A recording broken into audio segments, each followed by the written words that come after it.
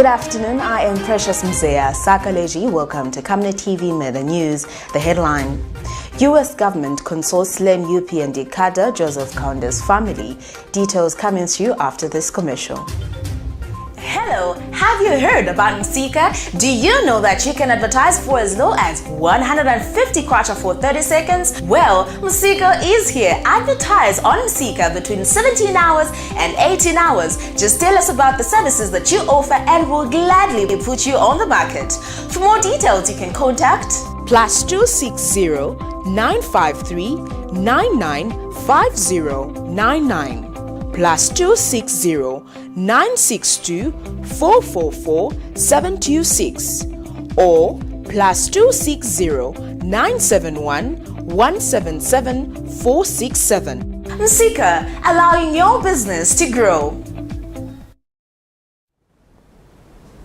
And now the media news in details. Lusaka Central Member of Parliament Margaret Monakatwe says community-led initiatives that have a positive bearing on people's livelihood must be supported as overall they contribute towards national development. Ms. Monakatwe says young people who have shown the commitment to contribute to the wellness of their community must be aided to make a greater contribution to the nation's progress. She was speaking when she made a donation of 20,000 kwacha towards the Christian Community Church, which collapsed during the heavy storm in Baulani compound in 2015. And Christian Community Church elder Joseph Samukaya says the gesture will go a long way towards mitigating the challenges which they have had for 6 years of reconstructing the church. 2015 hazards caused by heavy rains in Lusaka's Baulani compound has continued to show its effects as the recovery process has proved to be tough for some people who were affected. At least 5 people, including children, died in Lusaka's Baulani compound following heavy rains that swept through the area 6 years ago. The heavy rains also caused damage to several houses belonging to ZNBC staff at Twin Palm Transmitters compound, Zesco transmission lines and other infrastructure, and this church was among the affected. Since then, they have been struggling to rebuild the church, hence they have been praying in the unfinished structure. But during the rainy season, it is not easy. It is this group of young people which came up with an initiative to raise resources, and the recent album launch was one such initiative. Christian Community Church elder Joseph Samukaya thanked Lusaka Central Member of Parliament Margaret Monakatwe for complimenting their efforts to rebuild the church. In 2015, after we finished building it, all the gaps, they collapsed during the time of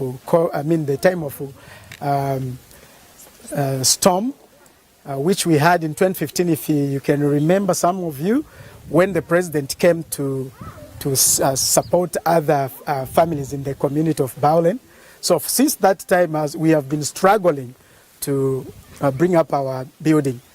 So now we have been searching for or looking for the people who can come to help us to finish the building.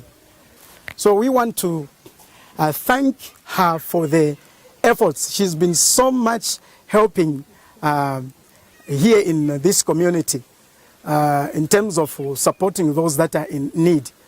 And as a church, as I'm speaking, she pledged during that time we are launching, she pledged something, and this is what she have come to fulfill. And Mrs. Monakatwe, who donated 20,000 kwacha towards the reconstruction of the church and purchasing of music instruments, implored the youth-led choir to continue mobilizing resources through right means. I couldn't help myself. We had an afternoon in Baulani where we had many choirs that came together. Tonse ututenze kuimba utu. Jeremiah ezoimba.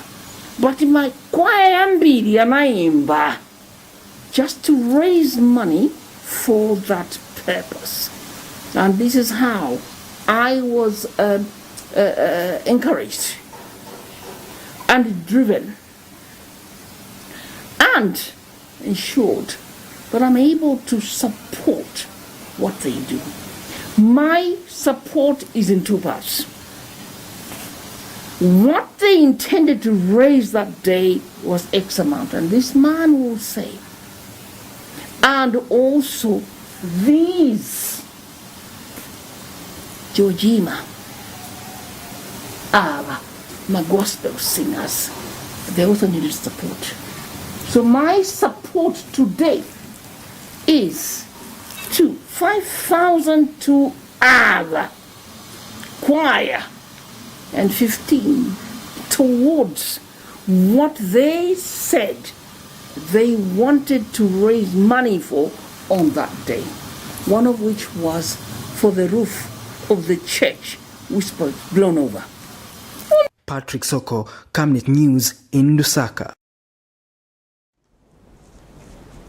In other news, the American government, through its Strategy Affairs in Zambia, David Young, has written to the family of killed Opposition United Party for National Development UPND cadre Joseph Kaunda to convey its sympathy. Mr. Young, in a letter dated 5th January 2021, says the shooting to death of Mr. Kaunda was a terrible tragedy for the family.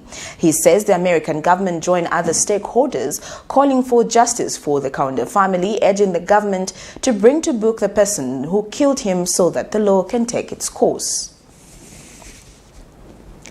Police in Lusaka have warned and cautioned 3 Ministry of Health personnel from Matero Level 1 Hospital and Matero Main Clinic for the offences of forgery contrary to Section 242 as read together with Section 35 theft by public servant contrary to Section 277 of Cap 87 of the laws of Zambia. This is in a case of which Frederick Sichone, aged 51, a clinical officer at Matero Level 1 Hospital, Nchinga Muteya, aged 31, a revenue collector at Matero Level 1 Hospital, and Aaron Kalunga, aged 45, a data clerk at Matero Main Clinic, were found in possession of 2 death stamps for Matero Level 1 Hospital for outpatient department OPD and accounts department, GRZ receipts and forms of certificate of medical examination already stamped. The suspects are alleged to have been issuing medical certificates to unsuspecting members of the public and converting money to their personal use through the use of fake death stamps and receipts, which Matero Level 1 Hospital administration has disputed. Zambia Police spokesperson Esther Katongo says the warn and caution statements have been recorded, but that they are yet to be charged with the subject offences and will appear in court soon. We have warned and cautioned 3 Ministry of Health personnel from Matero Level 1 Hospital and Matero Main Clinic for the offences of forgery, which is contrary to Section 242, as read together with Section 350, subsection A and B, and theft by public servant, contrary to Section 277 of Cap 87 of the laws of Zambia. This is a case in which Frederick Sichone, aged 51, a clinical officer at Matero Level 1 Hospital, Nchinga Muteya, aged 31, a revenue collector at Matero Level 1 Hospital, and Aaron Kalunga, aged 45, a data clerk at Matero Main Clinic, were found in possession of 2 death stamps for Matero Level 1 Hospital, outpatient department and accounts department, respectively, then a GRZ receipts and forms of certificates of medical examinations already stamped. The suspects are alleged to have been issuing medical certificates to unsuspecting members of the public and converting money to their personal use through the use of the fake death stamps and receipts. Where warn and caution statements have been recorded and the accused persons remain detained in police custody, yet to be charged, and they are expected to appear in court soon. In other news, the Drug Enforcement Commission has unearthed a scam in which one unscrupulous people repackaged over 5 tons of agriculture inputs under the Farmer Input Support Program FISP into other bags, which intentions to smuggle to neighboring countries. The Commission, which is part of the task force to control goods, import and export of agriculture inputs as stipulated in Statutory Instrument SI 64 of 2019, conducted an operation in Sinama and Kasasa compound of Mansa district on 6th January 2021, where 10 by 50 50 kg bags of compound D fertilizer weighing 500 kg, 79 by 60 kg bags of groundnut seeds weighing 4.94 tons, and 9 by 60 kg bags of soybean seeds weighing 610 kg were seized. DEC Public Relations Officer Teresa Katongo says the commission seized 2 motor vehicles, including a light truck of registration number ASB 2451 and Toyota Allion registration number BAB 6692, which were found at the scene and suspected to have been used as instruments of crime. She says the operation and primary investigation conducted revealed that the seized FISP agriculture inputs belong to a Zambian male identified as Agripan Jamu of house number 89 Mutenda site and service in Mansa district. Ms. Katongo explains that a building at Kasama Market in Mtenda site and service was identified to have had hired Jonathan Kapinga, a driver of the light truck that was seized to deliver these products at the same building. She adds that in the process, other two men identified as Chanda Chimba, who had gone to buy the said fertilizer using a high Toyota Allion driven by Joseph Chiwaya, were picked to help the investigations.